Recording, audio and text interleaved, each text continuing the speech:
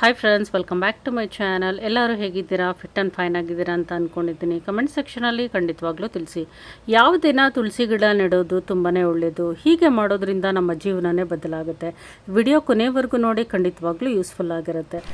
ಹಿಂದೂ ಸಂಪ್ರದಾಯದಲ್ಲಿ ತುಳಸಿ ಗಿಡ ಕೇವಲ ಒಂದು ಸಸ್ಯ ಅಲ್ಲ, ಬದಲಾಗಿ ಮಹಾಲಕ್ಷ್ಮಿ ದೇವಿಯ ರೂಪ ಅಂತ ನಾವು ಪೂಜಿಸ್ತೀವಿ.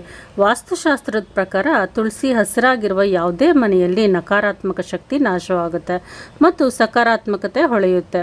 ವಿಷ್ಣುವಿಗೆ ತುಂಬ ಪ್ರಿಯವಾದ ಈ ಗಿಡವನ್ನು ಮನೆಯಲ್ಲಿ ನೆಟ್ಟು ಪೂಜಿಸಲು ಕೆಲವು ವಿಶೇಷ ನಿಯಮಗಳಿವೆ.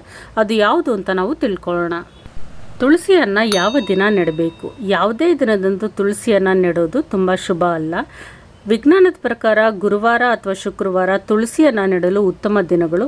ಗುರುವಾರ ವಿಷ್ಣುವಿಗೆ ಮತ್ತು ಶುಕ್ರವಾರ ಲಕ್ಷ್ಮಿಗೆ ಅರ್ಪಿತವಾಗಿರೋದ್ರಿಂದ ಈ ದಿನದಲ್ಲಿ ಗಿಡವನ್ನು ನೆಡೋದ್ರಿಂದ ಸಂಪತ್ತು ಬರುತ್ತೆ. ತಿಂಗಳುಗಳ ವಿಷಯದಲ್ಲಿ ಕಾರ್ತಿಕ ಮಾಸ ತುಳಸಿಯನ್ನು ನೆಡಲು ಉತ್ತಮ ಸಮಯ. ಈ ತಿಂಗಳಲ್ಲಿ ತುಳಸಿ ಪೂಜೆ ಮಾಡೋದು ಅನಂತ ಪುಣ್ಯವನ್ನು ತಂದುಕೊಡುತ್ತೆ ಅಂತ ಹೇಳ್ಬೋದು. ಇನ್ನು ಯಾವ ದಿನಗಳಲ್ಲಿ ಈ ಗಿಡವನ್ನು ನೆಡಬಾರ್ದು? ಗಿಡ ನೆಡುವಾಗ ವಾರಗಳನ್ನು ಗಮನಿಸೋದು ತುಂಬಾ ಮುಖ್ಯ. ವಾಸ್ತುಶಾಸ್ತ್ರದ ಪ್ರಕಾರ ಸೋಮವಾರ, ಬುಧವಾರ, ಶನಿವಾರದಂದು ತುಳಸಿ ಗಿಡವನ್ನು ನೆಡೋದು ನಿಷೇಧಿಸಲಾಗಿದೆ. ಅದೇ ರೀತಿ ಭಾನುವಾರ ಮತ್ತು ಏಕಾದಶಿ ದಿನಗಳಲ್ಲಿ ಗಿಡವನ್ನು ಮುಟ್ಟಬಾರ್ದು ಅಥವಾ ನೆಡಬಾರ್ದು. ತುಳಸಿ ಗಿಡದ ಪೂಜಾ ನಿಯಮಗಳು, ಮುನ್ನೆಚ್ಚರಿಕೆಗಳನ್ನು ತಿಳಿದುಕೊಳ್ಳೋಣ. ಮನೆಯಲ್ಲಿ ತುಳಸಿ ಕೋಟವನ್ನು ಇಟ್ಕೊಳ್ಳುವವರು ಪ್ರತಿದಿನ ಕೆಲವು ನಿಯಮಗಳನ್ನು ಪಾಲಿಸಬೇಕು. ಪ್ರತಿದಿನ ಬೆಳಗ್ಗೆ ಸ್ನಾನ ಮಾಡಿದ ನಂತರವೇ ತುಳಸಿಗೆ ನೀರನ್ನು ಅರ್ಪಿಸಬೇಕು. ಆದರೆ ಭಾನುವಾರ ಮತ್ತು ಏಕಾದಶಿ ದಿನಗಳಲ್ಲಿ ತುಳಸಿಯ ಮೇಲೆ ನೀರು ಸುರಿಬಾರ್ದು ಅಂತ ಶಾಸ್ತ್ರ ಹೇಳುತ್ತೆ. ಇನ್ನು ತುಳಸಿ ಗಿಡಕ್ಕೆ ದೀಪಾರಾಧನೆ ಹೇಗೆ ಮಾಡಬೇಕು? ಪ್ರತಿದಿನ ಸಂಜೆ ತುಳಸಿ ಕೋಟದಲ್ಲಿ ತುಪ್ಪ ಅಥವಾ ಎಣ್ಣೆಯಿಂದ ದೀಪ ಹಚ್ಚೋದ್ರಿಂದ ಮನೆಯಲ್ಲಿರುವ ವಾಸ್ತು ದೋಷಗಳು ದೂರವಾಗುತ್ತೆ. ತುಳಸಿಯನ್ನು ಯಾವಾಗಲೂ ಮನೆಯ ಉತ್ತರ ಅಥವಾ ಪೂರ್ವ ದಿಕ್ಕಿನಲ್ಲಿ ಇಡಬೇಕು. ಸಕಾರಾತ್ಮಕ ಶಕ್ತಿಯನ್ನು ಆಕರ್ಷಿಸಲು ಇದು ಅತ್ಯುತ್ತಮ ಸ್ಥಾನ ಅಂತ ಹೇಳ್ಬೋದು. ಇನ್ನು ನೆನಪಿಡಬೇಕಾದ ಕೆಲವು ವಿಚಾರಗಳು ಅಥವಾ ವಿಷಯಗಳು ಏನು ಅಂತ ಹೇಳಿದ್ರೆ, ತುಳಸಿ ಗಿಡ ಒಣಗಿದ್ರೆ ಅದನ್ನು ತಕ್ಷಣ ತೆಗೆದು ನದಿ ಅಥವಾ ಹರಿಯುವ ನೀರಿನೊಂದಿಗೆ ಬೆರೆಸಬೇಕು. ಮನೆಯಲ್ಲಿ ಒಣಗಿದ ಗಿಡವಿದ್ದರೆ ಅದನ್ನು ವಾಸ್ತು ದೋಷವೆಂದು ಪರಿಗಣಿಸಲಾಗುತ್ತೆ.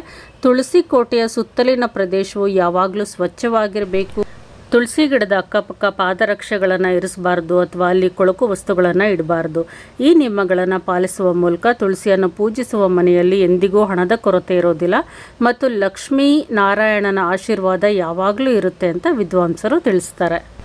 ದಿನಾಲೂ ಬೆಳಿಗ್ಗೆ ಪೂಜಾ ಸಮಯದಲ್ಲಿ ತುಳಸಿ ಗಿಡವನ್ನು ಸಹ ತಪ್ಪದೆ ಪೂಜೆ ಮಾಡಬೇಕು. ಸಾಧ್ಯವಾದರೆ ಸಂಜೆ ವೇಳೆಗೆ ತುಳಸಿ ಗಿಡದ ಮುಂದೆ ದೀಪವನ್ನು ಹಚ್ಚಿಡೋದ್ರಿಂದ ಮನೆಯಲ್ಲಿ ಎಲ್ಲ ದೋಷಗಳು ನಿವಾರಣೆಯಾಗುತ್ತೆ. ಮನೆಗೆ ಸಂಪೂರ್ಣವಾದ ರಕ್ಷಣೆ ತುಳಸಿ ತಾಯಿಯಿಂದ ನಮಗೆ ಸಿಗುತ್ತೆ. ಇನ್ನು ಮುಟ್ಟಿನ ಸಮಯದಲ್ಲೂ ಸಹ ನೀವು ತುಳಸಿ ಗಿಡಕ್ಕೆ ನೀರು ಹಾಕೋದಾಗಲಿ, ತುಳಸಿ ಗಿಡವನ್ನು ಮುಟ್ಟೋದಾಗಲಿ ಯಾವುದೇ ಕಾರಣಕ್ಕೂ ಮಾಡಬಾರ್ದು. ಈ ವಿಡಿಯೋ ಇಷ್ಟ ಆಗಿದ್ದರೆ ಲೈಕ್ ಮಾಡಿ, ಶೇರ್ ಮಾಡಿ, ಕಮೆಂಟ್ ಮಾಡಿ. Thank you for watching.